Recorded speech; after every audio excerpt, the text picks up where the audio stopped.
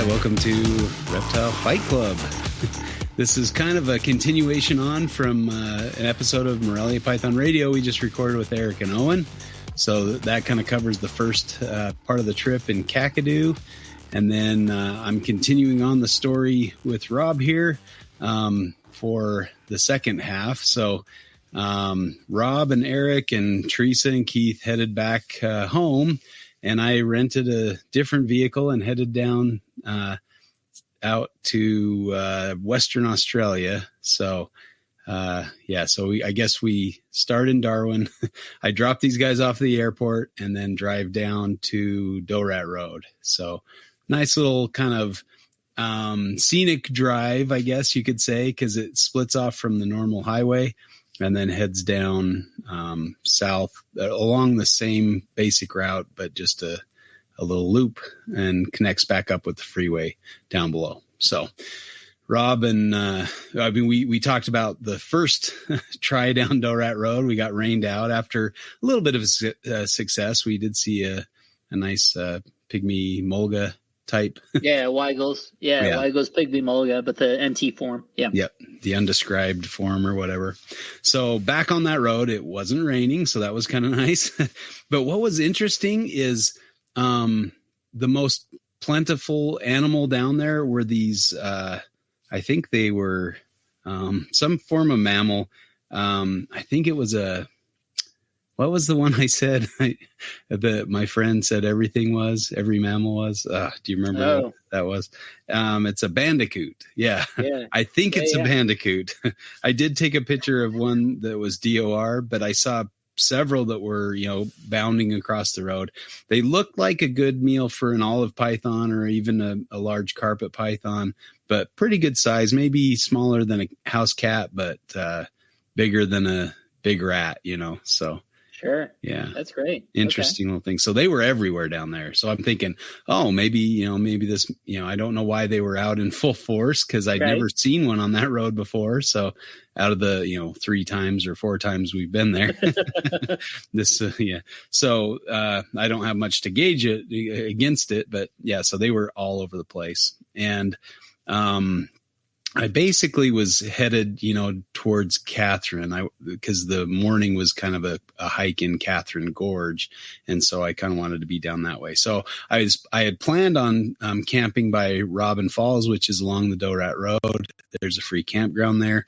And I kind of got through there. And the first snake I came upon was, I wasn't sure if it was a keelback or another pygmy mulga. So it looked kind of an in-betweener. It didn't really act like a mulga, but I wasn't going to take any chances either. And I think it probably was a pygmy mulga because the next snake I came upon was definitely a pygmy mulga, and it was like spreading out its hood and doing all that fun stuff. But I didn't really see the markings on it, but it did kind of give me a little neck flare. So I'm pretty sure that was a pygmy mulga as well.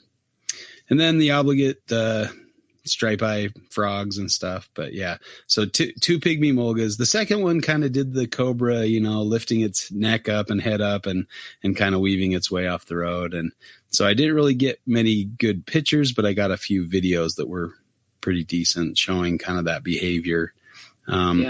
So it looked like it had rained recently and there were definitely puddles on the side of the road and things like that. So it was pretty wet and marshy type thing. So I guess, these guys were out probably looking for frogs.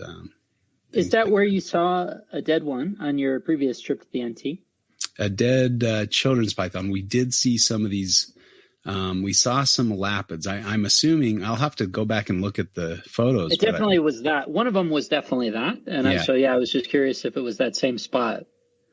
Yeah, I mean, most likely because we're, somewhere on the Dorat Road, we saw some form of elapid. Sure. And that, I'm not too great at my Dorat generally, but not necessarily Yeah, and I don't know what possibilities there would be for Dorat Road as far as elapids go, but that's something I need to look into. But then after those two, I got a children's python, nice. Live Dorat Road children's python. So that was nice to there you go. get. So, and that became kind of one of the most plentiful python that I saw on the trip was a children's python. They were pretty prevalent in WA as well. So I'll talk more about that in a bit. But so cruised down to the end of Doe Rat, and I was feeling a little bit tired, and I knew that I was getting up early for a hike in Catherine. So I'm like, okay, I saw a couple snakes, and things kind of slowed down a little bit after that. And so I'm thinking maybe it's time to move on. So I went a little bit further south to another free campsite kind of off the side of the road. And when I got there, it was kind of like an old gravel pit or something. So there was a spot for my tent, and I put up the tent and stuff. And I think I thought, I'm just going to sleep in the car. I don't want to set up the tent. And it was very uncomfortable. So I ended up, I was trying to sleep in the back seat. So I ended up getting up and putting the tent out and then sleeping in the tent, which was warm and kind of uncomfortable. This was the thing that I didn't really count on, or think about much, was the weather. And, is it going to be cool enough at night to sleep comfortably? I thought the temperature would drop a little more than it did on a lot of nights. And so, yeah, it was a little rough camping out. I got to admit, but I did save a lot of money. So yes, absolutely. Especially where I'm on my own, But in the morning I was driving into Catherine, and there were these really cool, limestone outcrops, like hoodoos or whatever you want to call them, just kind of along the side of the road. So I stopped and got out and kind of walked among those. I didn't really see much in there. It was just cool rock formations. Yeah. And apparently there's some neat geckos in there at night, but I was coming through during the day, so I didn't necessarily get to see those. So then I hiked up Catherine Gorge. There's a trail that kind of goes up through the middle of it, kind of overland, not by the river. And it goes over to the Southern Rock Hole and then down by the river. So I hiked that and was, obviously hoping to see Glebopalma. That was kind of the main target there. And I, kept my head, my eyes open and everything. And unfortunately struck out. I got all the way down. I did see, what did I see? Some cool birds and a few, some sort of wallaby or kangaroo type animal down there. Yeah, it was a mother and kind of a younger Joey, but out of the pouch and hopping kind of next to her. So that was cool. And then down the river, the river and the gorge was really beautiful, very inviting, but definitely a no swim area. And, you just kind of could think, there could be a crocodile anywhere around there. It's a very crocodile-y river, but beautiful, beautiful area. I really enjoyed, the Southern Rock Hole was cool looking, great habitat. And then I got out and was walking along the trail, and I noticed some varanid tracks on the dirt trail. And I'm like, I just, missed it. It was just here. They had to have been, I don't know if they had to have been, but good chance those were Glebopalma tracks. And I just missed one because it was in the same area where they'd been seen. And, right kind of at the INAT pin or whatever you want to say. That's where these tracks were. So I kind of posted up. I sat down with, just kind of leaned against the rock and just sat and watched for maybe half an hour until I couldn't stand it anymore. I get too antsy, I guess. And so I just sat and watched to see if I could see any monitors moving about, and it was starting to get hot. The hike out was a little bit more uncomfortable, but just really cool rock features and things like that. So nice spot for sure. And what's interesting, I think we saw this in, I don't think we mentioned it in the other show, but those kind of black roaches that were everywhere, out in the day. Yeah. Wow, that was really an interesting thing strange, to me. Yeah. And during the heat of the day on the exposed rock, you'd see a black roach crawl around. You're like, that's weird, So apparently they put out some kind of noxious fluid. That's what Enzo is telling me. I guess I'll get to Enzo in a bit, but yeah. So I don't know if the monitors eat them or not, but that was kind of interesting to see. So I sat there as long as I could, and then I kind of made my way out. Took a couple pictures of the varanid tracks. I don't know if there's a way species, tell the species by the tracks, but they're clearly monitor tracks. They had the nice tail and the foot, looked very varanid. So, sure. The getting pulling out of there was really a warm experience. It was really a hot area. And then, heading down kind of towards WA. Now when we left Gavin's place, he gave me a few fresh mangoes. And so, I was driving and he's like, make sure you eat these before the WA border. So that was my breakfast. And then, I had 3 of them. And so I ate like 2 of them. I stopped at a rest stop and, it was just blazing hot, probably around, I don't know, it says Delamere. I'm not sure where that is, but somewhere between, Catherine and Kununurra. But sat and ate a mango at the rest stop and just made a big mess of myself. Had to wash my face off and stuff. And then and I'm like, I don't think I can eat a third one. The first one I ate in Catherine after the hike, and that so tasty, just so juicy and just delicious mangoes, fresh mangoes off the tree. And so there were some campers that were across the rest stop area, and they were fixing up their vehicles or whatever, getting ready to leave. So I said, hey, you guys want a mango? And they're like, hell yeah, thanks. So happy to receive a mango. And I was back on the road. Now, I think one of the coolest parts of this drive over to WA was transition at one point.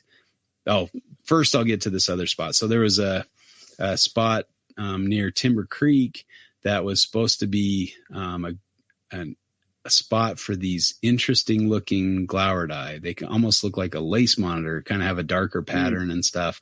Definitely something weird and different, compared to a normal glauerdi.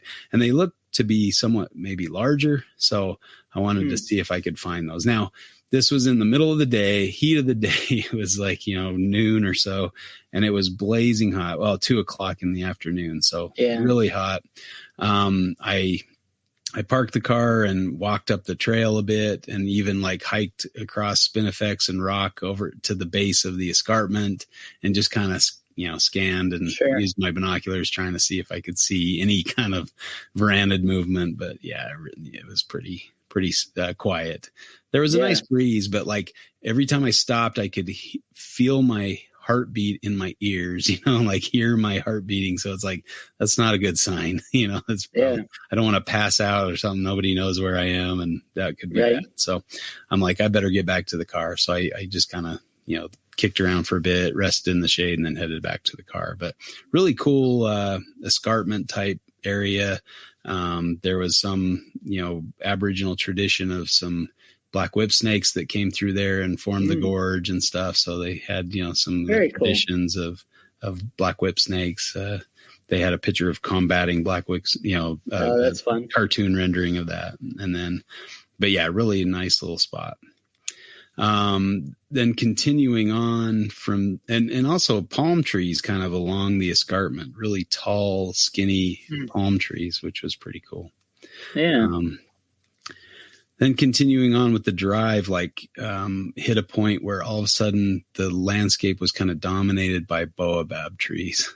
And they are amazing trees, like just those big, thick, old, heavy trunks. Some of the trunks were wider than they were tall, and then they have these branches kind of sticking out of the top of them. Really a neat looking tree. I don't know if there's video on this. I guess it's probably too late to link to my phone or whatever, try to show pictures or whatever. But I guess it'll just be an audio medium, I suppose. But and I'll be posting pictures on Instagram and my website at some point. So just going through that. But so really cool baobab trees. I mean, I had to keep stopping along the way to take pictures and like just marvel at these cool trees, all different shapes and sizes. And what was interesting, people would carve their name on them, and then the tree would grow and the name would expand and like kind of be almost 3D, stick out a little bit. So it was kind of interesting. That's wild. There was even a shirt at one of the roadhouses that had one of the baobab trees with names carved into it. So some historical significance perhaps, but really just outer worldly looking trees. Yeah, so absolutely. that was And then, that just kind of continued on all the way through to Lake Argyle and Kununurra and stuff. So, there were quite a few cows along the road. So maybe that treacherous drive or whatever. And then, as I kind of came into the Lake Argyle area, you cross on a bridge and there's a pretty nice, creek bed or riverbed, flowing through there. There was pretty good water flow in there and just a beautiful landscape. You start seeing kind of hills and almost mountains, like they're pretty tall mountains in the area. I was surprised. I guess I was used to looking at it on Google Maps or Google Earth or something, and you get there and it's like much higher, a lot taller than it makes it look online. So that's kind of one of the things of actually being there with, comparing your plans and stuff on there. Because I'd looked at the map so many times and trying to figure out where to go and where to sleep and where to explore and stuff. So it was kind of cool. So when I got there, I kind of threw some of the plans out the window, because there was a little spot where I saw people camping, and they were like, it was an off-road spot, but it just looked like it was up a little hill. Well, when I went up, it was like almost a vertical slope, and I drove up it. It was kind of real kind of 4-wheel drive type trail, and I get up there and I'm like, this doesn't look very comfortable. I don't know if I want to necessarily sleep here. And so I ended up driving back down and kind of ditching that plan, because I'm like, doing this in the dark would not be very fun. Yeah. But one of the first stops in towards Lake Argyle, there was this roadside Aboriginal art inside of a cave, a little cave just off the side of the road, and it had a big crocodile painting. That's cool. So that was pretty neat.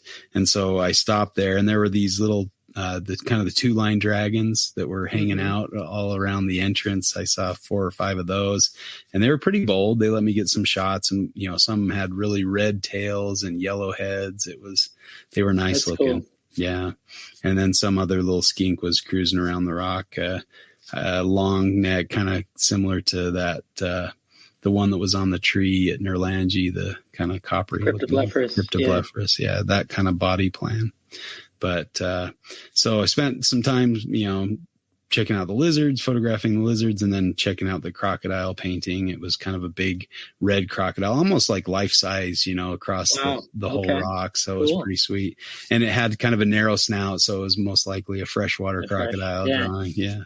So that was kind of fun to see. And kind of a little different style than the NT style. So that was... That's kind of another fascinating thing about Australia, is just the diversity and the different groups of Aboriginal peoples that have lived and have unique and their own style and their own culture, basically. So how many groups there are?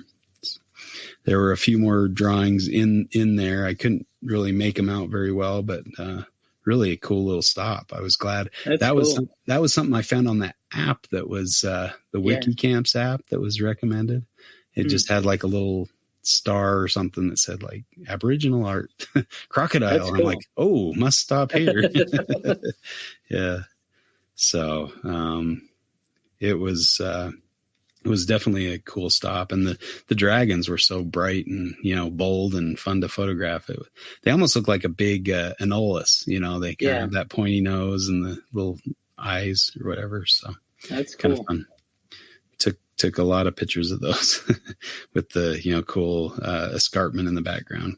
And then Lake Argyle is a really good sized lake. I kind of drove down to the picnic area and looked at the dam and over the dam, and man, the scope is a lot bigger, in real life than it was on the internet. And then I thought, there weren't a lot of places really to stay there. There was a caravan park. So I heard and went into the caravan park and got a tent site there. And so that will factor into the story, but they have this infinity pool that kind of overlooks the lake. So I hurried and went for a swim, and kind of showered off and stuff, cleaned up a little bit. Not that I needed to too much, but I was pretty sweaty from, the last couple nights and stuff. And so, that was a nice little stop and a nice spot for sure. I actually used the pool a few times, during that time there. But so I hurried and did that, and then it started to get dark. And as it was as it was getting dark, I see this huge cloud, right? And there's just lightning moving through you could just see the lightning dancing through the cloud and stuff. It was really pretty crazy. And so I'm like, that might be a good sign. It might be a bad sign. Could be a Doe Rat Road situation. So I hurried and went out road cruising, right? And went, first thing on the road, like I was saying earlier, this green frog, and the road was hot, and this green frog's out jumping around on the road. It was pretty amazing. And then I got a new species I don't think I've seen this one in the wild before. It was a Suda punctata, or a spotted curl snake, I think is the common name. Yeah, really a cool looking snake. I don't know if you've seen any of the Suda. Not in the wild. I've seen the pictures. Yeah. Okay. Yeah. So really cool spotting around the neck, and kind of some yellow color and some white along the ventral scales are kind of a bright white. So really a neat looking snake. Somewhat venomous, but not dangerous to people. I know, because that'll come in later in the story, but so took some pictures of those, and it was a really cool looking snake. Kind of their face is really fun to photograph. So, Suda punctata, new species. I'd seen the Suda, which is I think they just have kind of a black head or something, or mark on their head. So a couple of the Suda punctata, and then children's python. So another children's python out on the road, kind of out to Lake Argyle. Fun to see those for sure. Got, it behaved pretty well for the photo shoot. And then it was followed by a couple different Burtons, legless lizard. There was a dragon that had been asleep on the road and gotten hit by a car. And I haven't specied that, haven't figured out which species it is. It's probably just a Diporifera, but it was hard to tell. I got a picture of the pattern and stuff, so we'll see. Didn't look like the typical one. So a few more frogs, and then back to the campground. And I get back to the campground, and my tent is gone. I'm like, oh no, because I didn't stake it down or anything. I thought my sleeping bag and pad would be heavy enough to kind of hold it down on the ground. And I'm looking around, and I notice it was up another level above me, next to a tree, kind of pinned against the tree. So I went and grabbed it and brought it back to my spot next to the vehicle. And the neighbor kids came out, and they're like, oh, your tent was going to blow away, so we moved it up here to kind of keep it safe. I'm like, cool. Thank you. That's nice of you. Watch out for me like that. And then all hell broke loose, and like the winds just started like just blowing leaves and dirt, and like the whole campground just went into a chaos. It was crazy. Oh, and so I hurried and folded up the tent, threw it in the back of the car. And then Doe Rat Road rain situation hit, and just sheets of rain. So I jumped in the car. I was worried a tree was going to blow over. So I took off to get out of the campground, away from any trees.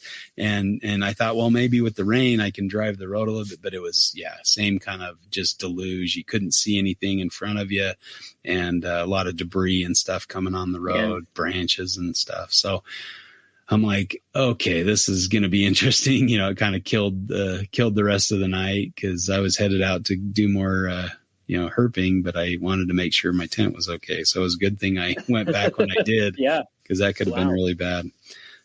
So I slept in the car, but woke up at maybe 2 a.m. or something, and it was clear and the rain had stopped. And so I put out my tent and slept in the campground and had a fairly nice night.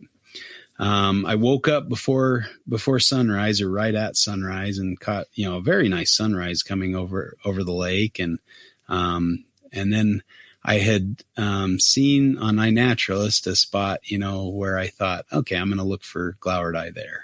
And so this was kind of, what I went to this area for, was to try to see glauerdii, the Kimberly rock monitor, or, maybe soon to be changed up a bit, but we'll leave that for a future paper that's in the works, very close to be put in for publishing. A little teaser there for Gavin and his work. But so I went to this spot, and there wasn't really a trail. And so I kind of made my way down the rocks through spinifex. And unfortunately, I'd worn shorts, so I was kind of getting poked and prodded by the spinifex. It wasn't as bad as some, but, you still feel it. And it's kind of a little bit painful to walk through, but not too bad, So I kind of weaved my way down along the hillside and down towards the edge of the lake. And so it was just beautiful. I mean, the sun is rising, the lighting is beautiful. The spinifex looks really nice on the rock, and it's just really a gorgeous better on the rock than your leg, hey? Yeah, exactly. Yeah, it's nice to look at, not necessarily nice to walk through.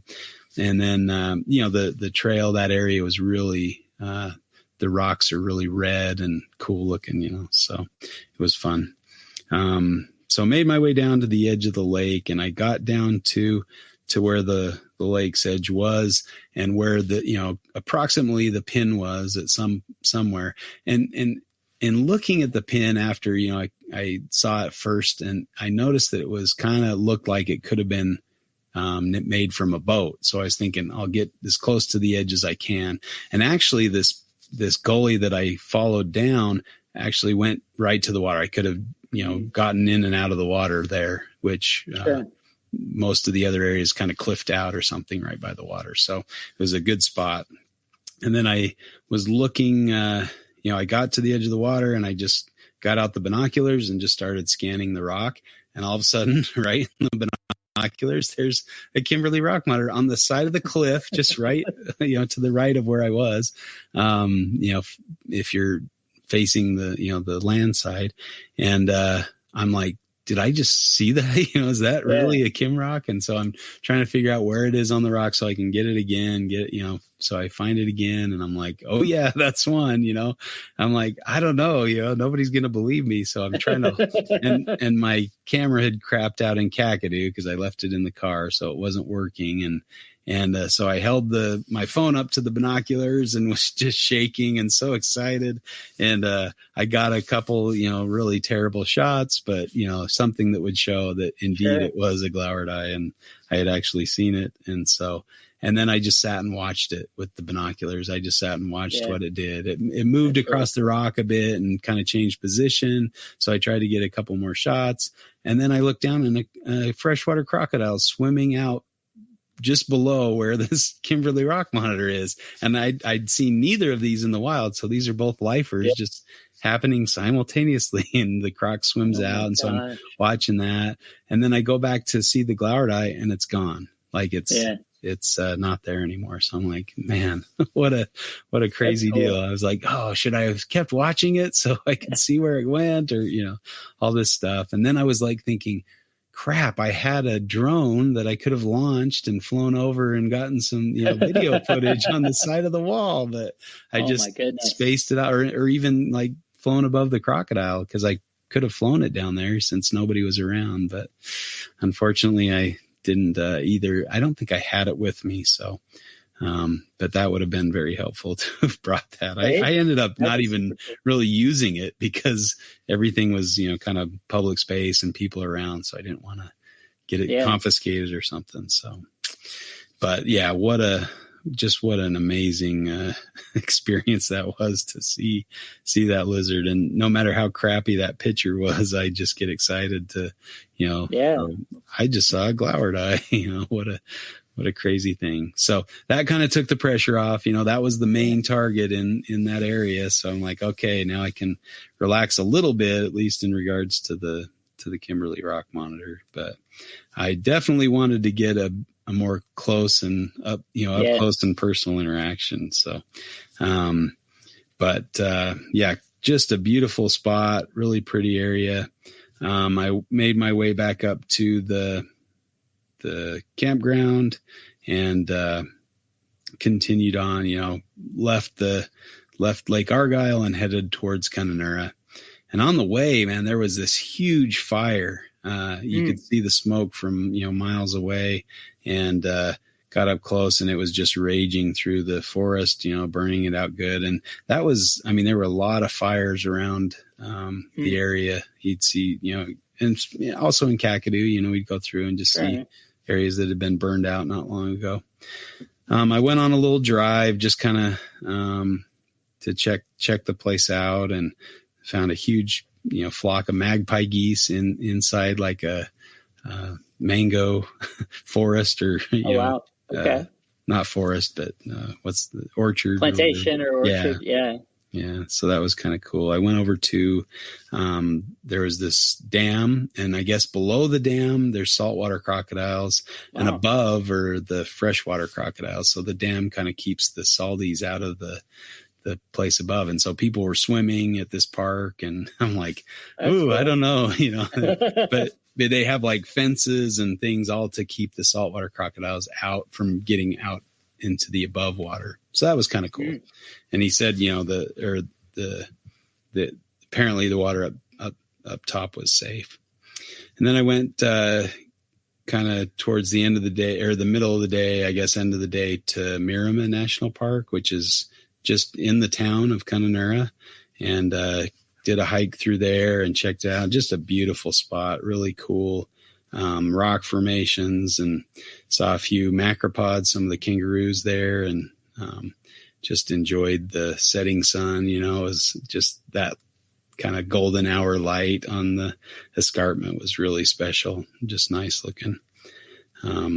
Watched the sunset there, and didn't see much other than another one of those 2-line dragons, but there was a really cool rock art of some fish kind of, tail to head kind of pointing down, which was in like a line of them, which was kind of cool. And then a handprint above them, which I thought that would make a cool tattoo. I don't know why that occurred to me.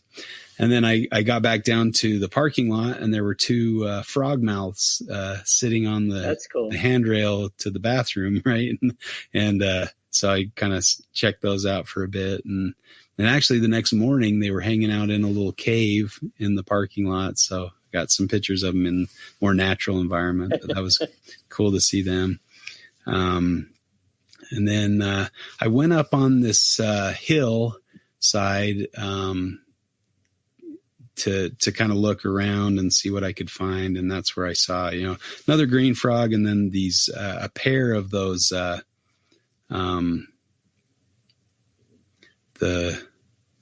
was this the night? Yeah, it must have been. A pair of the giant cave geckos. They were hanging out. Yeah, one was really light, like almost white.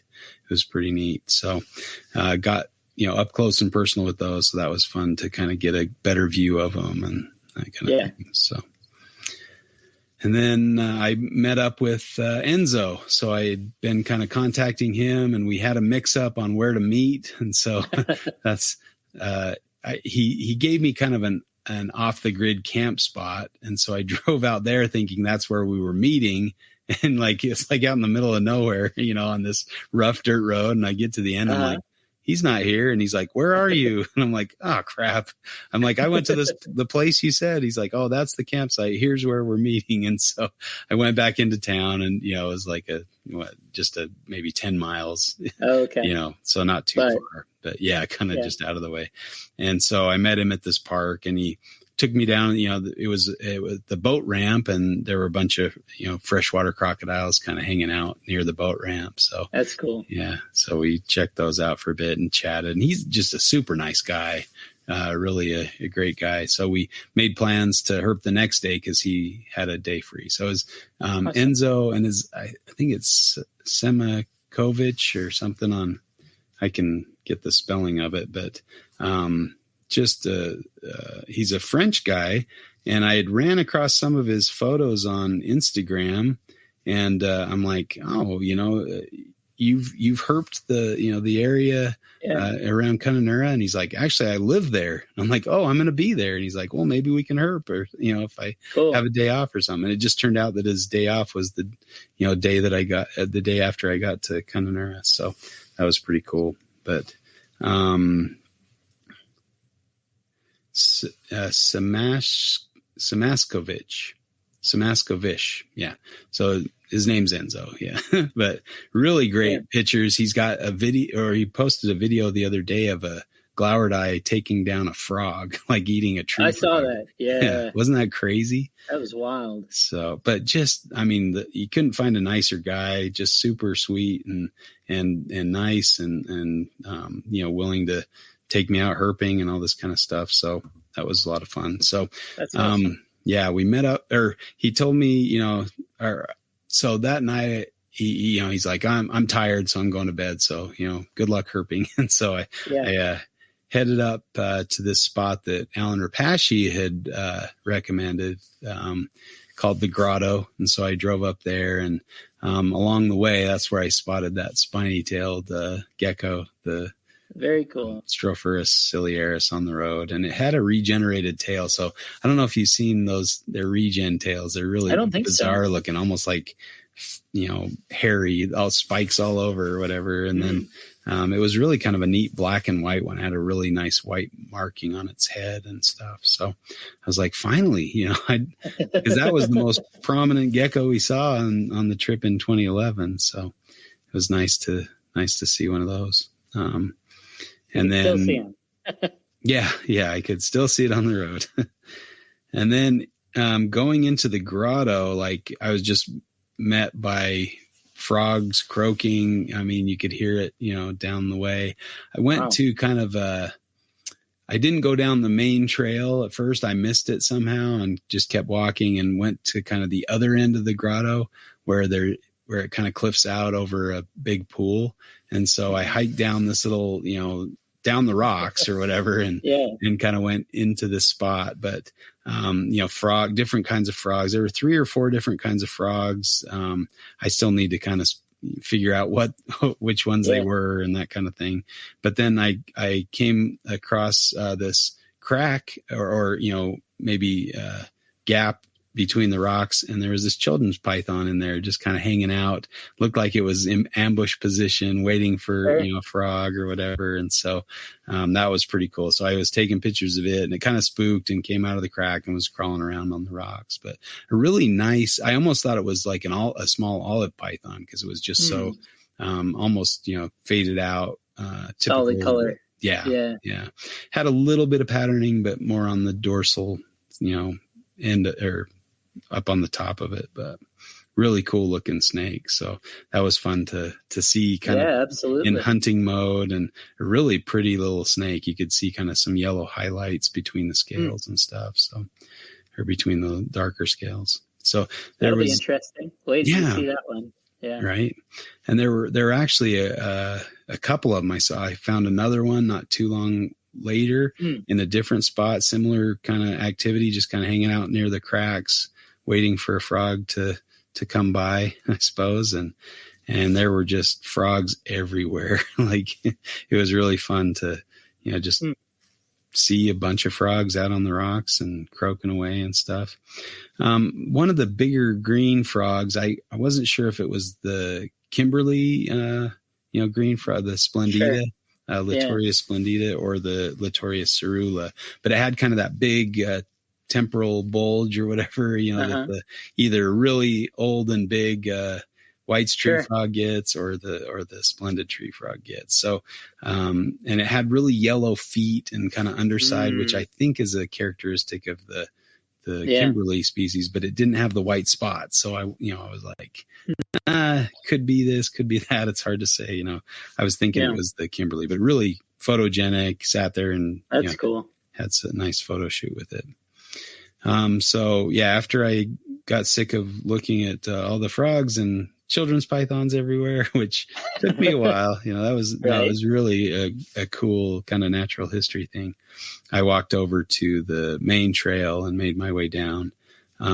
There, I believe I saw a total of 3 children's pythons in the different areas of the grotto. So it was nice. Saw another giant cave gecko kind of nice on the rocks as well. Got some good pictures of that one. It was pretty cooperative and photogenic. And of course, just a ton more frogs everywhere, like everywhere you looked. You had to be careful not to step on them. So it was a really cool spot. And I've heard, Alan was saying that you can find carpet pythons there too. So I was checking the trees, didn't get lucky for a carpet, but it was a nice spot. I came out of there and there was kind of a semi parking, like if you're tired driving, one of those rest areas. Sure. And so I just kind of slept in the car for a few hours till the sun was, on its way up, and caught a nice sunrise. And actually there was a DOR, unfortunately, DOR blackhead python on the road. It was good enough, I guess, to kind of pose, and it maybe looks like it's, yeah. It looks like it's alive or whatever. Maybe, I don't know if I'm fooling anybody, but I just wanted to get the pattern. And so I got it with the sunrise and, next to some kind of greenery on the side of the road, but took a few pictures of that, and just to hope to, have another locality or whatever in the book, maybe. So see if you can guess which one, if I ended up including it. So then the next day was, it was time to meet up with Enzo. So we met up at Miramar again and kind of checked out the area.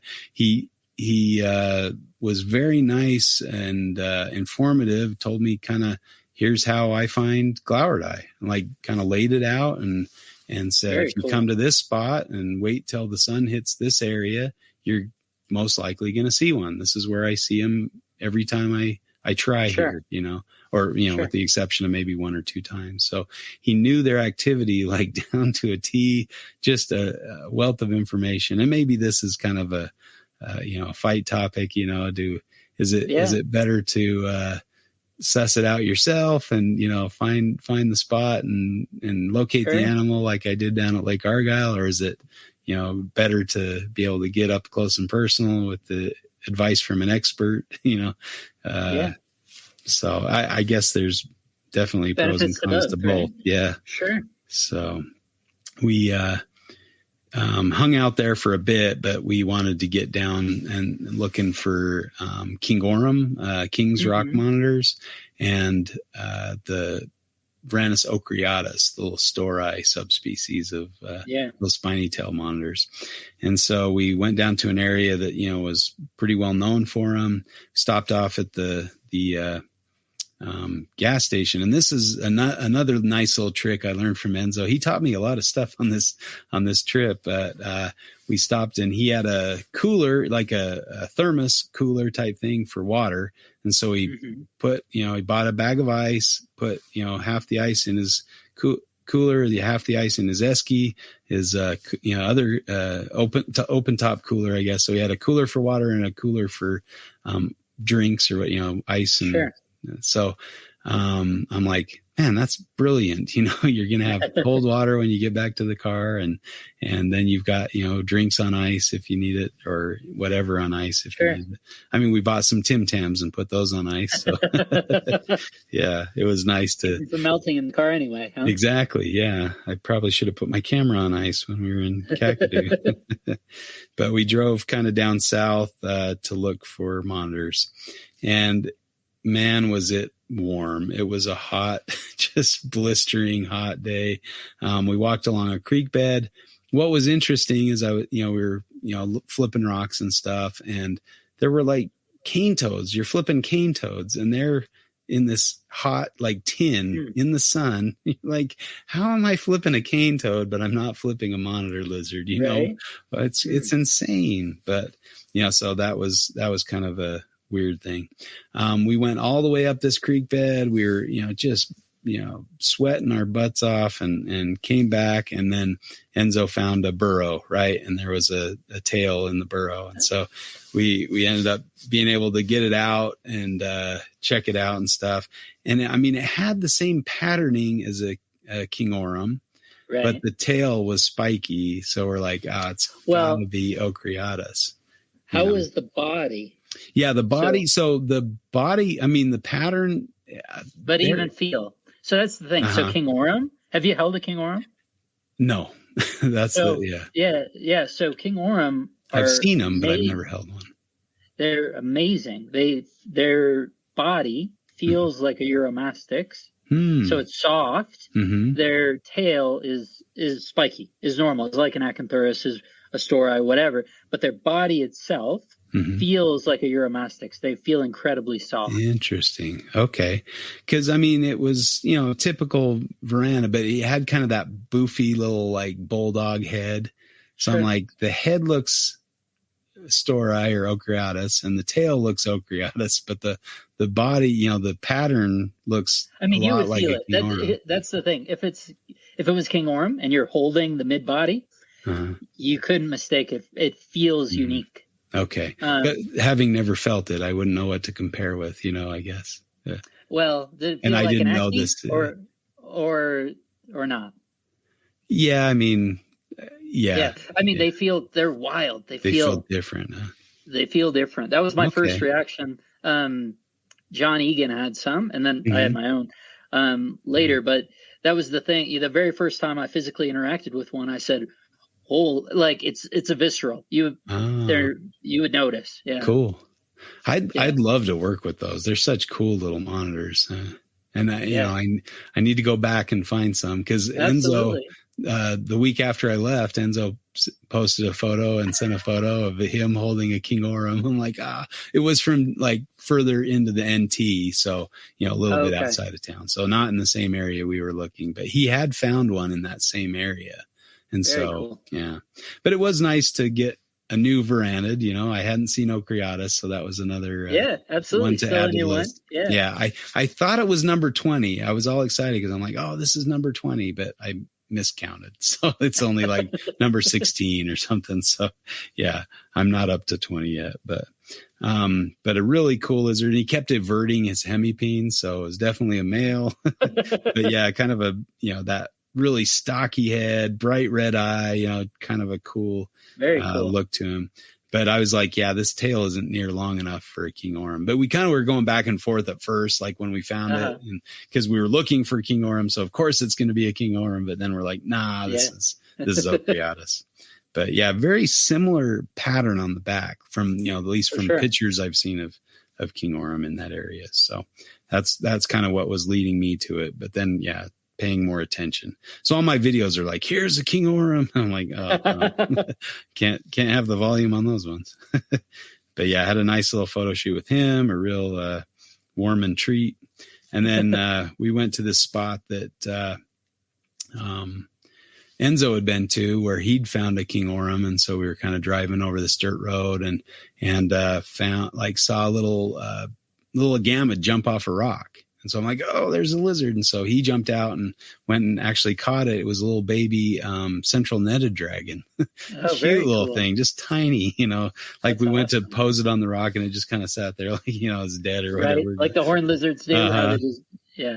Just kind of look goofy. But those little stubby noses, the turtle heads, they're so cool and just beautiful pattern, And then so we're like, maybe this is a good spot to kick around. So we went around in the different rocks and immediately on one of the rock outcrops there was another Agama. I'm not sure if it was another central netted dragon. It didn't look like a central netted dragon, at least the ones that I've seen. It was more of a slender, more of a tapered nose.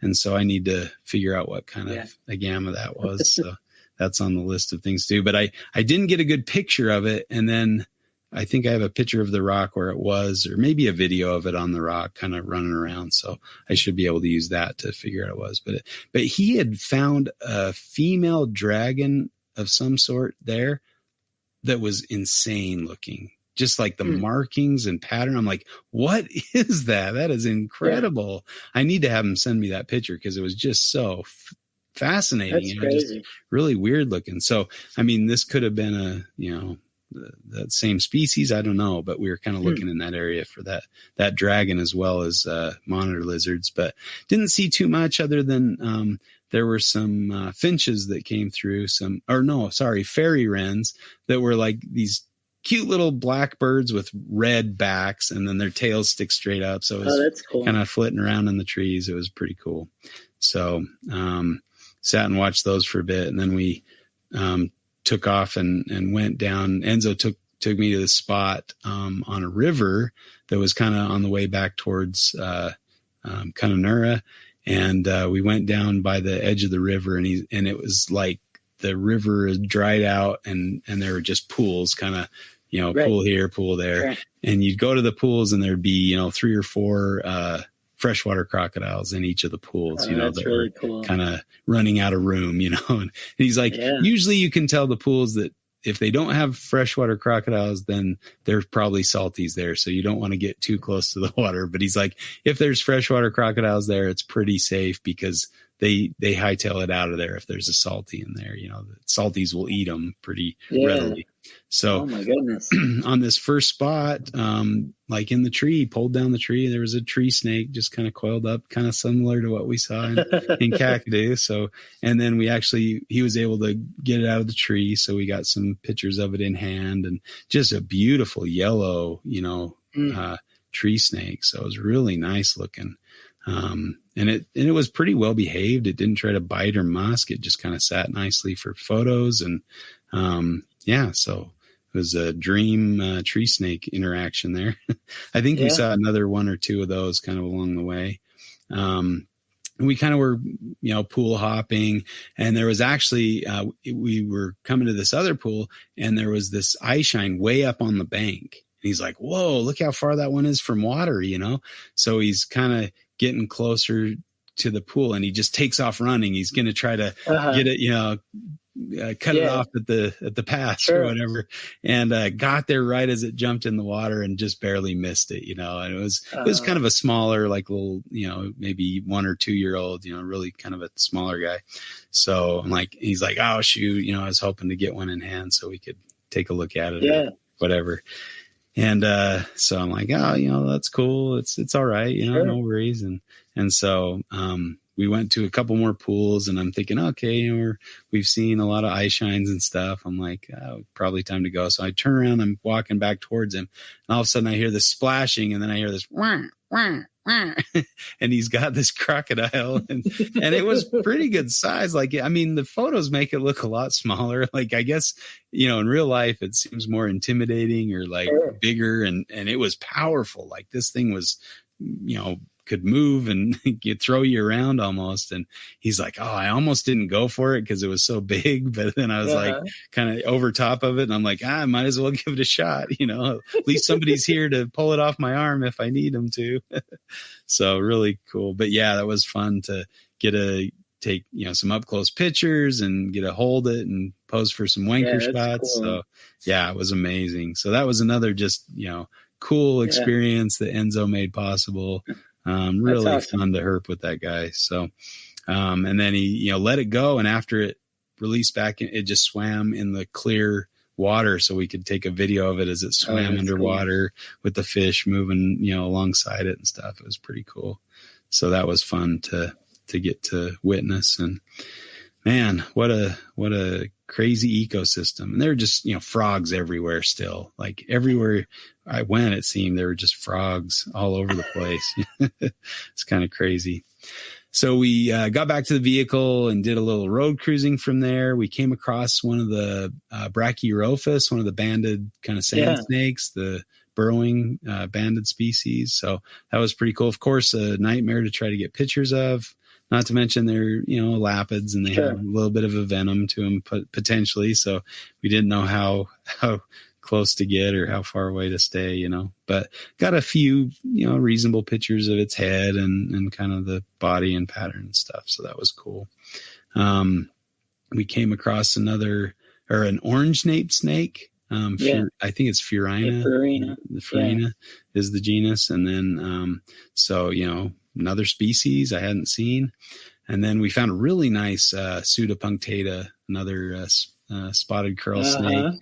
And this one was funny because Enzo, when he's road cruising, he's hiking around in Crocs, right? And so he's trying to keep this coral snake, kind of contain it and get it to settle down for photos. And he's using his Croc and to kind of butt up against it. And all of a sudden the snake lunged and bit. And he's like, oh, it got my toe. It bit him through his Crocs, through one of the holes in the Crocs. And I'm like, oh man, or how bad is the venom? He's like, I don't think it's too bad, and he takes off his Croc and he's like, oh, it's bleeding. Oh, great. I don't know. Maybe it's good that it's bleeding, Right. But, he's like, man, they have quite a bite to him for being such a small snake. So kind of crazy. I'm like, oh man, I hope it's, you're not going to swell up or something, but really a pretty snake. So that we didn't see any more snakes after that. And I dropped Enzo off back in Kununurra, but it was quite humorous to kind of end. That's funny. Yeah. Okay. End on that note. So I dropped him off and he told me about this pool where you could see the Kimberley splendid tree frogs, the spotty ones, and so he's like, oh, there's 100, a night you can see there. They're just everywhere. And so of course I go there and, I see a couple different frogs and then I see one of the Kimberley tree frogs. Oh, you did? I saw two of them, so that was good. Not 100, but two. Sure. And the first one I saw was just the perfect example. Awesome. Had the big temporal lobes or whatever you call those. The kind of and then the just spots all over it. Really a neat looking frog. And I'm like, oh, this is the perfect specimen. So I grab it, put it up on the rock. I'm getting ready to take a picture. And right as I go to take the picture, it hops and then it keeps hopping and it goes into this cave and I can't get to it. So I have one crappy picture of it on the rock and then it disappeared. And I'm like, oh man. And so, and then I look up along the edge of the cave. There's wasps' nests all along the cave. And they're these beautiful, big, orange, ugly, scary looking hornets or whatever. And I'm like, oh man, this is not great. And so I'm like, okay, I think I'm going to leave this area. And then I look over and in the mouth of the cave, there's another Splendida on this, just posed perfectly in the mouth of the rock, in a little overhang and nowhere to jump away from me, And so I'm like, okay, I'm going to go and take a picture of this frog. And so I get a couple shots and I'm like, okay. And then all of a sudden the wasps start dive bombing me and I'm like, oh crap. And so I'm backing up, trying to swat them away with my hand.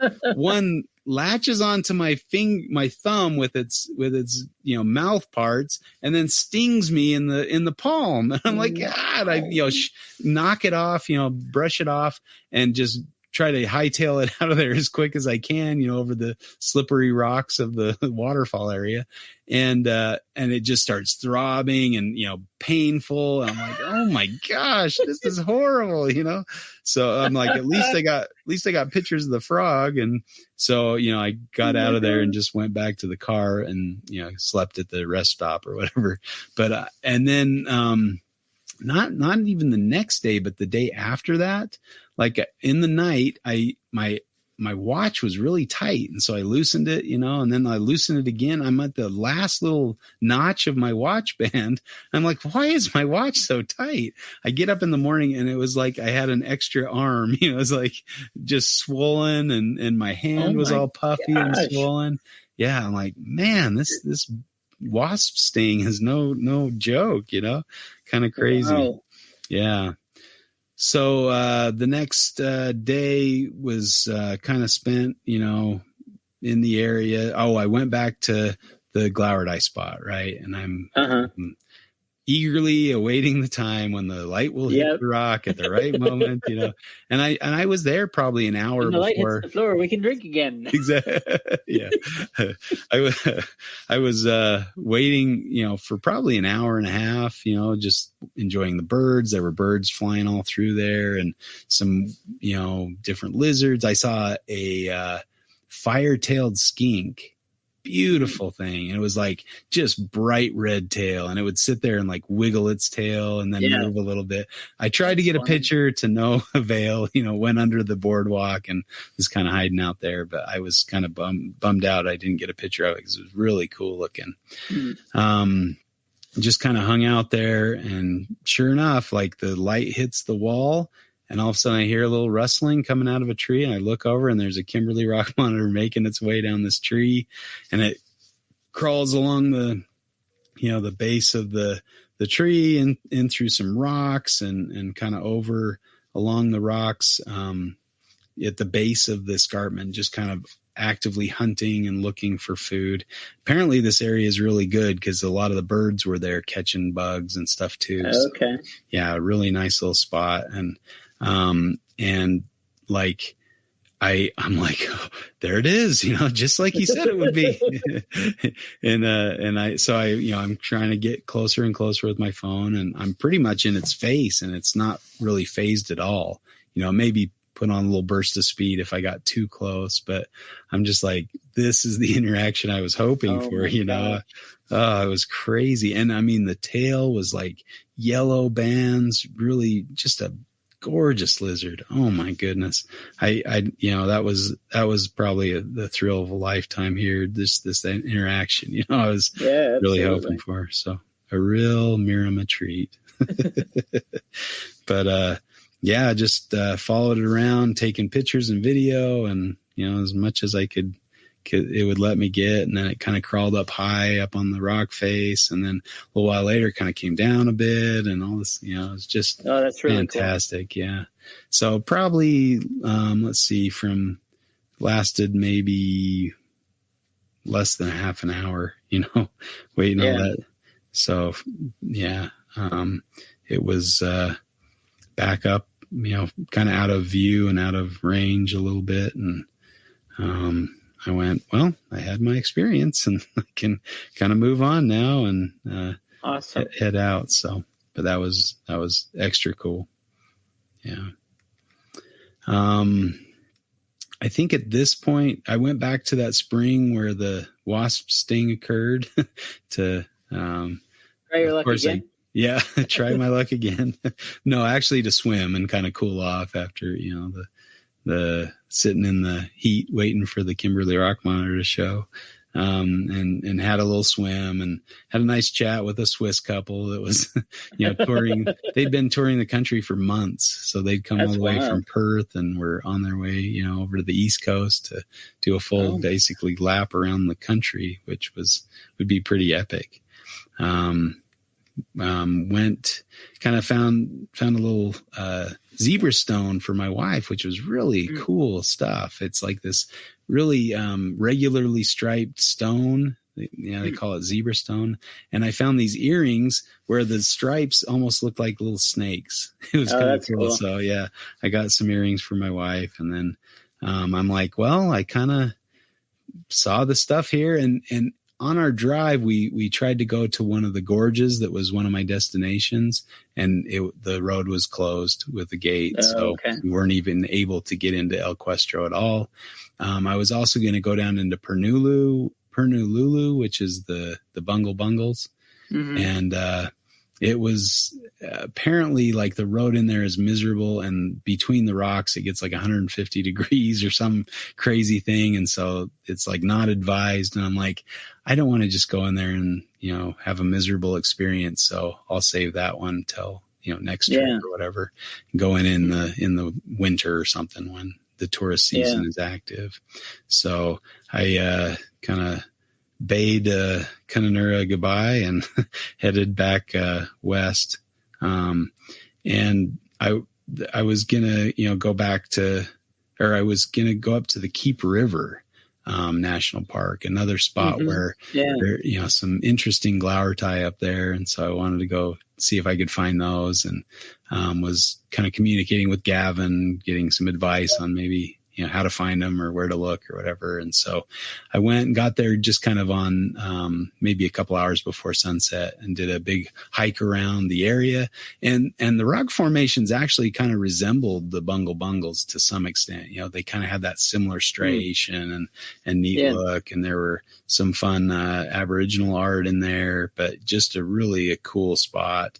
And I was the only one there. Like there was nobody else. Had the campground to myself, had the escarpment to myself. It was really kind of a cool thing. That's cool. And just got to, just soak it in. I saw did we see pheasant kukals? Those weird, I think we saw some on one of our drives. I don't know that anybody else really knew what it was, so I was all excited, but I saw a couple here and they were like two males chasing each other and stuff. Oh, that's cool. And, and I actually got to see one up in a tree, and it just kind of was sitting up there kind of, what do I do? Do I fly or do I stay here? Yeah. Okay. Yeah. I remember that was what we had pulled over for. Oh, yeah. On Dorat. Yeah. So, I got to, have kind of a better view, although no zoom camera, so no good photos of them, unfortunately. But the light was on that kind of bungle-y type rock right at sunset. So just beautiful golden hour shots of the rocks and really a cool spot. Baobab trees, rainbow bee eaters flying around catching bugs. So it's pretty magical, really nice little spot. Not much reptile activity. Like I didn't even really see many skinks or dragons or anything like that.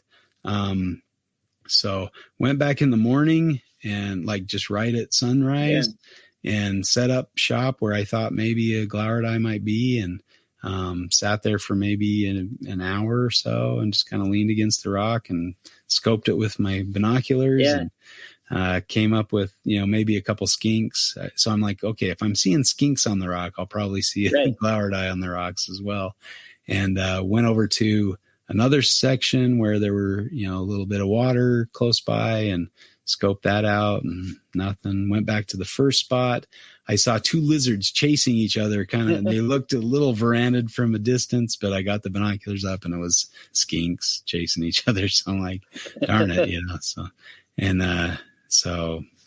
I'm like, well, and that night was miserable. That was the night of the swollen hand and the 93 degrees in the tent, just sweating to the oldies and not enjoying much at all. I'm like, no wonders nobody's in this campground. I have it to myself. So it was kind of crazy, but just a cool little spot and, beautiful rocks and stuff.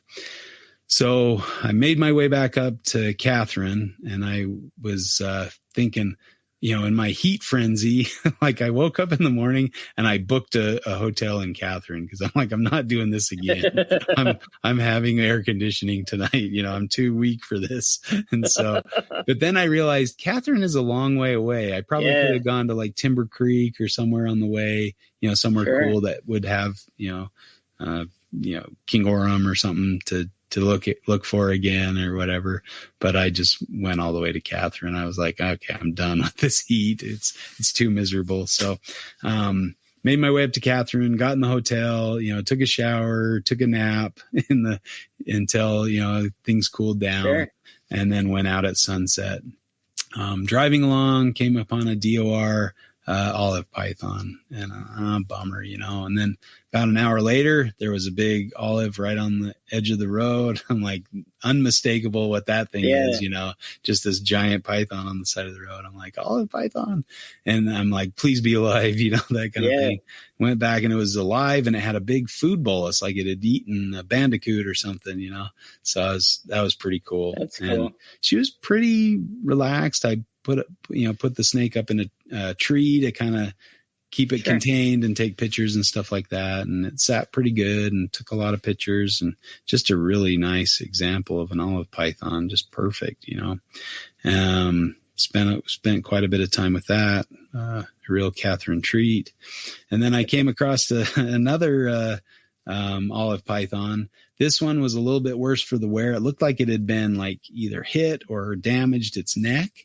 And so there was a section that was almost fused or like rigid, so when it moved, it would kind of hold its, this part would stay firm and not bend at all. And so it was kind of, looked a little awkward. You don't really see it too well in the photos, but like the videos, you can see it, like trying to crawl and looking like it's got a weird kink neck or something.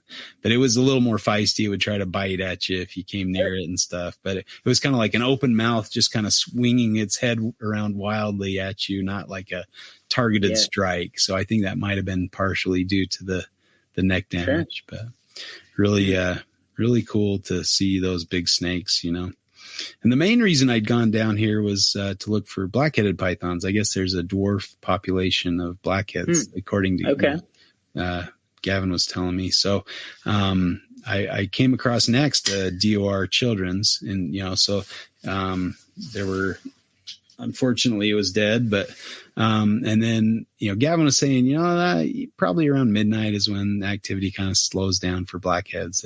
You don't really see them after midnight, and it was like 11:45. I'm like, maybe my luck's running out or whatever, and I was like, I'll head back and maybe head back to Catherine now. I was probably an hour, 45 minutes outside of town, so I'm heading back to town, and I'm talking to my wife on the phone, over Messenger. It was pretty sweet. We had connectivity pretty much everywhere we went for the most part. Yeah, so much better than the last time, crazy 5 years ago, let alone. So I was talking to her, and all of a sudden I'm like, steak, I pull off the road, same kind of thing. Please let it be alive, and I ran back, and it was this beautiful black-headed python that was making its way across the road. And so, awesome. it was fantastic. And it was really a nice looking animal, like kind of narrow, dark bands and kind of wider gold bands, and just a really beautiful patterned animal, but very thin. It was really kind of ropey looking and thin snake for sure. So, but yeah, I spent quite a bit of time with that, checking it out and stuff. And I think that was about it for the night. I made my way back to the hotel and enjoyed the AC and had a good sleep. So I the next morning I went back up Catherine Gorge and thought, maybe I'll get lucky and see a glebo this time around. So I kind of went along the shore, but it was really overcast and kind of colder, which was, fairly comfortable for hiking. But I was thinking, am I going to see a monitor? Felt like the second day at Maguk, right? Yeah, where you're going like, Yeah. So, made my way up I walked up the rocks and got to check out the gorge. This was a different area than I'd hiked the previous time in Catherine. So, got to take some nice pictures. And then I kind of went up to this dead end where there's like this big machinery or something on top of the hill. I'm like, what is this? Like a pump for the water or something. So, made my way back down and just kind of enjoyed the area. But yeah, I didn't see much by way of reptile.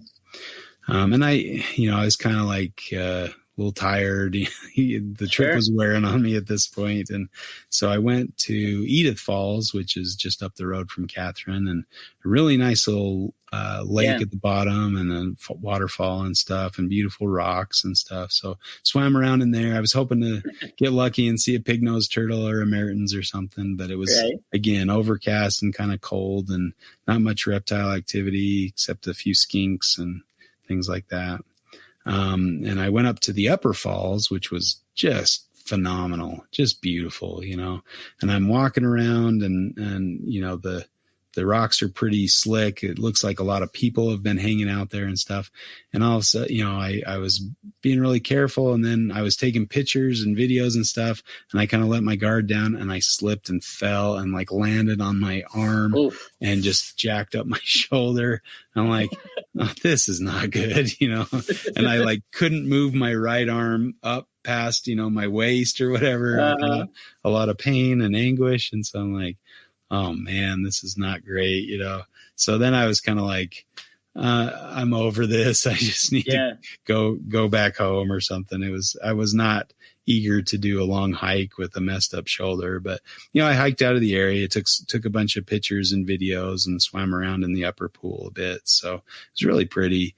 And then I went into Litchfield, but again, I was not really feeling it. I didn't want to get wet. It was kind of getting dark.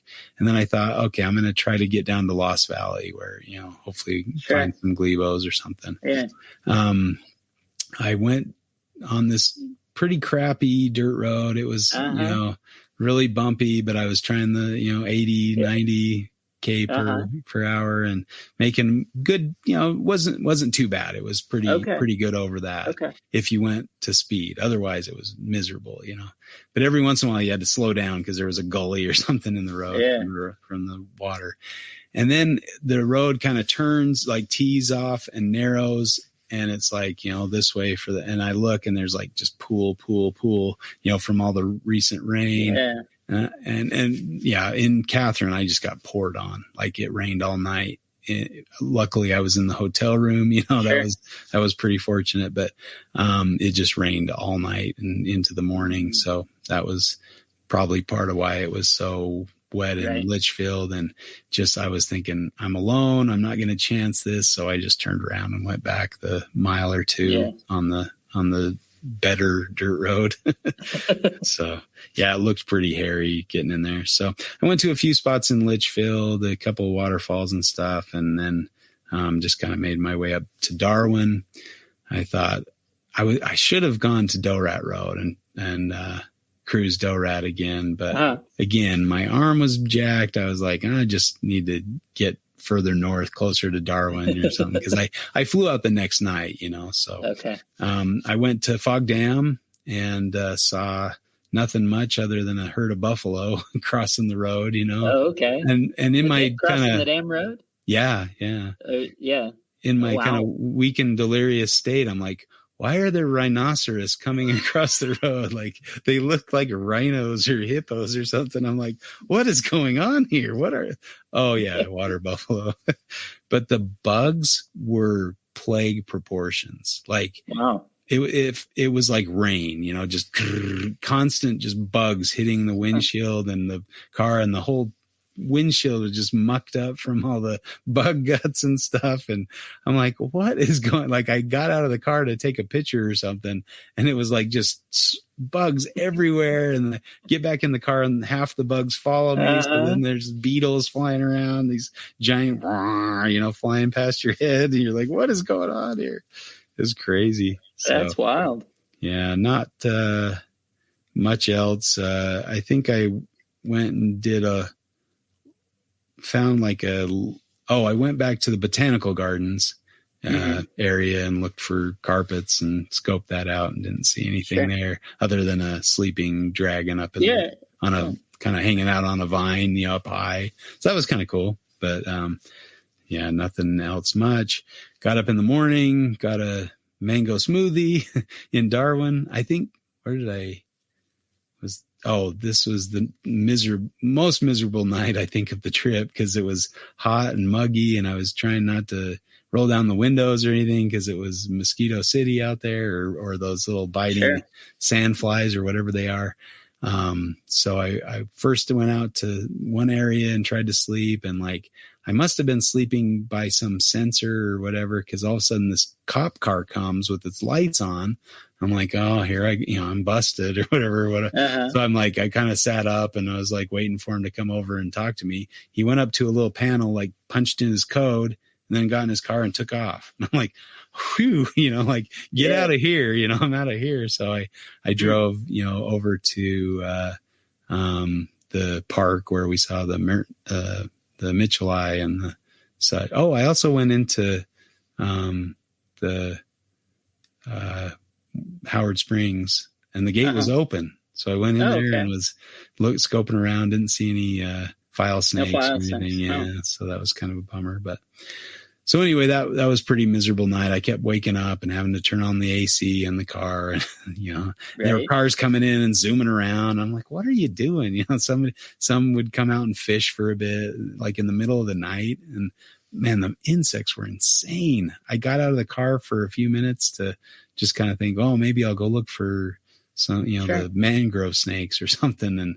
And just instantly covered and inundated with these biting insects, and like they're sucking my blood. I'm like, never mind, abandoned plane, running back to the car and trying to sleep a little more. And got up in the morning and kind of went down to Darwin, went to Crocosaurus Cove, kind of checked that place out. They had some pretty cool stuff. I got to watch the stuff was pretty active because I was like there first thing in the morning. So things were moving around still, and got to watch the Owen Pelly climbing around and stuff like that. So it was pretty cool. So they had somebody in the cage of death. So I got to watch that. Yeah. I got to watch that a little bit, and had nobody to go in and plexus with. So I decided not to mess with that. But it was, it was pretty cool to be back there. And then I went back out and found Mitchellii and like 10 Scalaris. Like they were all over. And there were these big black flies like flying low on the ground. And I actually got footage of one of the Scalaris grabbing one and like kind of chomping on it, and then like noticing me and letting it go, and like either dropped or whatever. But yeah, and then it took off up a tree. But it was kind of cool. I got some good footage on my 360 camera, because I would just kind of hold it out and move it towards them, and they'd kind of sit and look at it, and then they'd take off or something. So that was fun to see a lot more of those. That night, I met up with Gavin and Dale at the restaurant there in town, and we got a crock burger and then Dale and Gavin, we went out herping looking for carpet pythons, and made our way through a forest quite a ways, and saw some frogs, and a couple sleeping dragons. I think they were the Gilbert's dragons this time, so definitely not the Tata dragons. And then Gavin let me clean up and take a shower at his place. Oh, very nice. Yeah, for the flight, because I flew out at midnight, and so then had that red eye into Melbourne and over to Sydney, and just froze my butt off on the first leg. Didn't get much sleep. Slept pretty well on the flight from Melbourne to Sydney, but it was a lot shorter flight. And then Kane Durant picked me up at the airport. I guess cool.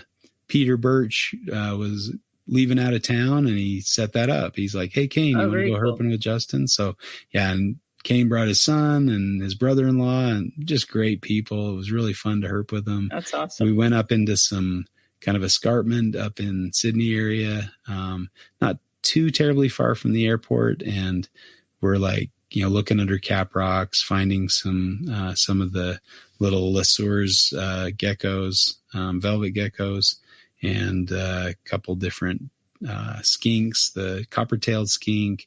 Saw some really big centipedes, and then found a eastern brown snake. So that was cool. Yeah. Unfortunately, it ducked down a burrow, and so Kane got it, but he just couldn't, wiggle it free. It just had such a firm grip, in there that we couldn't get it out. And so we're like, okay, we saw the tail. I got to pet a tail of an eastern brown. So that's funny. Can't say you get to do that too often. And then, Kane found a blind snake, flipped that one, and then found a yellow-faced whip snake. So very cool. 3 species of, snake and 3 species of lizard. So not a bad outing. A lot of bushwhacking. It was pretty entertaining because Kane's son had worn shorts, and so he was nice. Kane said, "You might want to wear pants." And he's like, "I'm not as flexible in my pants. I need to be free, So he's like, "I'm warning you, you're gonna." And he was pretty carved up at the end of the day, and I was just like zombie mode by the time, So, and I had gotten it was a hotel-ish type thing. Like it was accommodations, I guess they called it. And it was above a casino. So it was like, you had to enter through the casino to check in, and then kind of around the back in the alleyway was the door up to the accommodations. And it was like shared bathroom kind of situation. Nice. So I had my own room to sleep in. It was only like $70 a night. And but you had to share a bathroom and shower room. But I was kind of the only one there. So, my flight got bumped a couple hours. So I got to sleep in and then just making my way to the airport and back home again. So quite the adventure. That is quite the adventure. Yeah, absolutely. A ton of great stuff. Yeah, it was a lot of fun. I think lessons learned, I think you can find some really good stuff, in kind of the more harsh seasons, but it's going to be a lot more miserable on you. Like being there in that heat was pretty hard, pretty rough. And, all the locals are like, why aren't you here in July or August or September, kind of the cooler months, when, the monitor lizards are a little more active because they need to stay out longer to bask to get to working temperature. Whereas here it takes them maybe 5 minutes and they're good to go, and they're down a burrow or, hiding out or hunting or whatever. So, and they're very wary, when it's that hot out. So a little more hard. So I would like to revisit that area and go maybe after the wet, kind of in the winter time, in the dry season, and, try it out then and kind of see. Yeah, absolutely. I think the same applies for the West Kimberly. You can't really access it other than in the dry season. So you're kind of relegated to June or July anyway. So yeah, maybe a quick trip over to, I don't know how quick anything is in Kimberly, but yeah. But highly recommend that area. It's just beautiful. Just a fantastic spot. I really like Kununurra. It was great. So that's awesome. I think another lesson learned is it's a lot more enjoyable to herp with a group, but at the same time, you can do whatever you want. Drive it. Yeah. You can change your plans at the drop of a dime and you don't have to discuss it with anybody. You're just like, I'm going to do this now, or I'm going here. Or I found this. So now it's this time, that kind of thing. It was fun to meet Enzo. Great guy and really fun, and great to meet Dale too. Dale, and get to connect with Gavin again and visit with him, and just that's great experience all around. I guess we didn't really fight or flip a coin, so can this even count as a Reptile Fight Club? Right. Well, no, interesting nonetheless, man. Wow. Great stuff. I don't know, any thoughts or any follow-ups? Yeah, no, I mean, I think, well, that's fantastic. I knew it would work out for you, and I'm glad that it did, so no, that's fantastic. Jealous of some of those finds for sure. And I think it's really good. You got the dual glowered eye experience, right? So I always think about, are we, by being focused on trying to take really good pictures or video or whatever, are we actually losing the experience of doing it, right? It's sort of when you go to a concert and you see, this definitely isn't me, but you see people sort of recording the whole thing on their phone, and it's like, but are you missing it now in the moment to do that? Right. So I think it's really cool that you got to have both experiences, because one, it wasn't practical. You could take through the binoculars, you could take, a photo to prove what it was or whatever, but otherwise you're watching it through the binoculars and kind of that experience. And then combined with the freshie and all this stuff versus then, secondarily, you get this one you're that much closer and you can get these beautiful pictures and stuff. So it's kind of, you got both experiences, the one where you could barely record it, as evidence that it happened, but that was it. And otherwise you have to just embrace the experience of it. And the other where you could actually do kind of more what we typically do. And so I think that's really cool. Yeah. Yeah. And I mean, you're right. I mean, experiencing it when you're focused on taking pictures, experiencing it behind the lens is a lot different, sometimes I think of the movie, The Secret Life of Walter Mitty, and he comes upon that wildlife photographer who finally finds a snow leopard, and he's like, aren't you going to take a picture? And he's like, no, this one's just for me. I'm going to just watch it and enjoy it, So I think there should be some consideration for that aspect, just to sit and watch what it does and enjoy it. I think kind of along the same lines as grabbing stuff that you find, like If I would have tried to grab that glowered eye, I might have had a more up close and personal and, got to see it closer, but at what cost? It would have just taken off and I wouldn't have gotten to watch it forage and crawl along the cool vines and, or rather the fig, roots that are embedded in the rock. I mean, just a cool thing. I guess if I ever decide to keep these or something, I know how to deck out their cage, and I think it would be pretty cool. Yeah. I would want to have a fairly good size cage too, to kind of recreate that environment of them being able to cruise along the rock wall and forage and stuff. That would be cool. Yeah. Yep. So I guess that's the thing. You got to balance that, right? You got to have a balance between living behind the lens and living, the experience or experiencing the experience in the moment. Absolutely. So, but I have to say, having that video allows me to go back and relive that, and experience it again too, right? Yeah. And I think I've watched that video several times. Is if the intended audience is you to relive that, and that it is sort of bringing it back that way, then I think that's, wholeheartedly sign off. It's where social media and all these things have all made us content producers to some extent or another, and it's like, I think oftentimes, we've talked about this a lot, where sort of the disillusionment that comes from not having that received for the either because the work itself doesn't do justice for it or whatever, but the awesomeness of that experience doesn't seem to be captured, or the awesomeness, the challenge, the rarity, whatever it is, right? It's all too they clicked a like on your beautiful glowered eye photo, and it's like, you have no idea. Like what this represents in terms of sort of the learned knowledge that's been, shared with you and your experience of doing it and all that stuff. That's a like doesn't do that justice. I mean, but what else are you going to do? Right. Yeah, that's true. It's hard. Well, and I wouldn't have known about Enzo without him posting his experiences on Instagram. It's all complicated. Right? It really is. You can't say all this or all that. I guess that's the debate, right? How much of each do you want in your life, and what's more fulfilling? I would love to be to the point where I've seen so many glowered eye, it just became like, I know exactly what they're going to do and I know where they're going to do it. And I think I would encourage everybody to kind of get to know a reptile in your environment that, that you can say like, oh, I know where I'm going to find these. Give someone that information with good certainty, and then be able to share that and say, oh, you want to see rubber boas? Here, do this, come with me. I'll show you a rubber boa, that kind of thing. Now, I mean, I do like the idea of kind of planning it out and researching it out and figuring it out for yourself.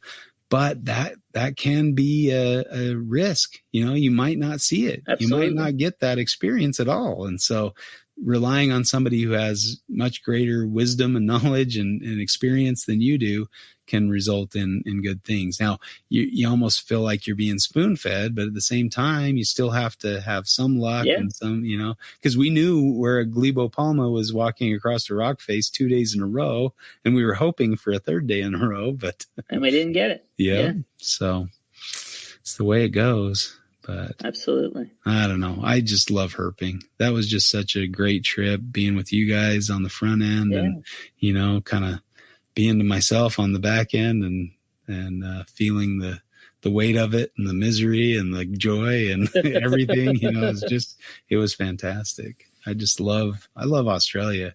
And that's kind of what Enzo, he's from France, and he's like, I just love Australian reptiles. So I moved there.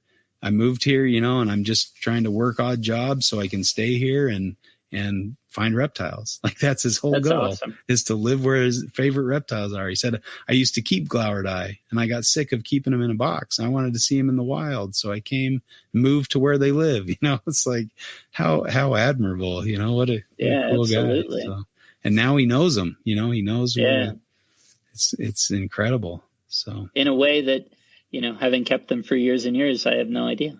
Yeah. It's amazing.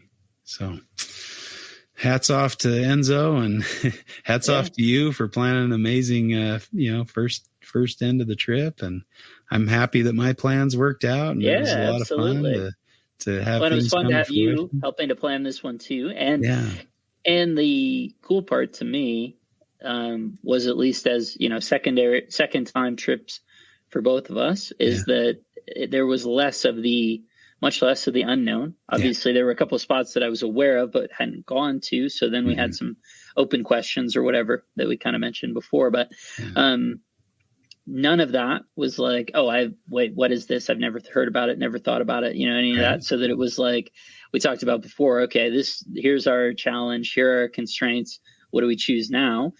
And it was all, perpetually we're involved in a informed conversation of what do we want to do. It wasn't certainly never sitting there going, where can we go? It was always, okay, here are which constraints. Which option do we want? Yeah. And I think that was cool too, that we both kind of knew the area and we both done the research. And so it was kind of a good thing to be able to bounce it off each other. And what do you think? Do you agree with this plan? And what's your vote? That kind of thing. It was nice. Yeah. Yeah. I mean, it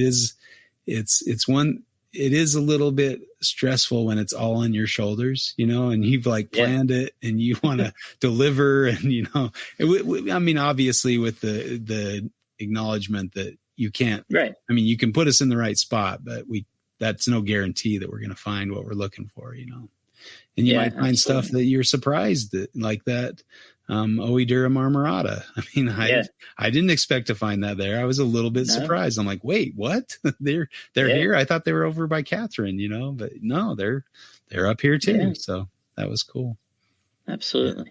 Yeah. Well done. And well done to you. Congratulations. I'm just really happy to be included on your trips and to get to know you guys and just to become part of the crew. It's been a really great thing. So yeah, absolutely. Same way. Absolutely fabulous. And it's till the next one. Hey. Yeah. Central. Well, we'll have plenty of fights before then, but yeah, exactly. All right. Well, it's getting late. We better call it a time, but thanks for listening, and hopefully you didn't miss a fight. I hope some of our discussions at the end kind of filled that gap for you, and that you enjoyed this show. If you didn't listen to the NPR show, go check that out. And thanks to Eric and Owen and the NPR umbrella for hosting us, and we'll catch you next time.